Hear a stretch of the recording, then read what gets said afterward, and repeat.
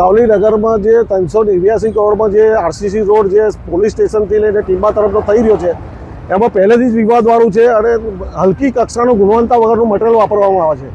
રેતી માટીવાળી આવે છે। આજે કપચીનું જે ગ્રેવિંગ કરવાનું હોય એ જગ્યાએ ચોરિયાળ નાખીને એનું કામ કરવામાં આવે છે। એની ગુણવત્તાને લઈને હાલની તારીખમાં તમે જોઈ શકો છો કે રોડ પર તિરાડો પડેલી છે અને આ રોડ ક્યાંથી હજુ તો એક તરફ ચાલુ છે અને એક તરફ તૂટવા માંડ્યો છે। તો આ રોડનું ભવિષ્ય શું? બીજું કે આ રોડ પરના જે દબાણો છે એ દબાણો પણ વાલી દાલવાની નીતિમાં કાઢવામાં આવેલા છે। આજે અમુક દબાણો ત્યાં ને ત્યાં છે જે પોલીસ સ્ટેશનથી આગળની તરફ જે રોડનું કામ નહોતું છતાંય તે લોકોએ જે સાવલી કપાસ જીનનું જે વાયર ફેન્સિંગ હતું તોડી નાખ્યું કે દબાણ છે।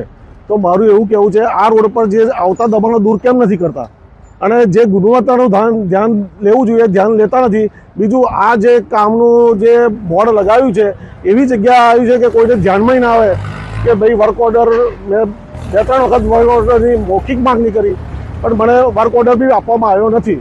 આજે કોંગ્રેસના શાસનની અંદર તમે જોયું હશે કે આવા રોડ હજુ કોંગ્રેસના શાસનમાં એમને જોયા નહોતા।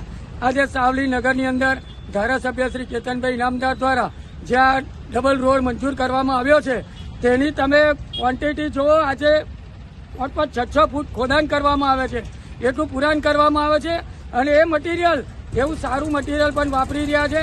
આજે પાયાવિહોણા જે આક્ષેપો કોંગ્રેસના નેતાઓ કરી રહ્યા છે એના માટે હું આજે એક જ કહેવા માંગુ છું કે આજે જે સાવલી નગરની અંદર જે વિકાસ હરણફાળ ભરી રહ્યો છે તે આજે સાવલી નગરની અંદર લોકોને દેખાઈ રહ્યો છે પણ વિરોધ પક્ષના લોકોને આજે દેખાતો નથી।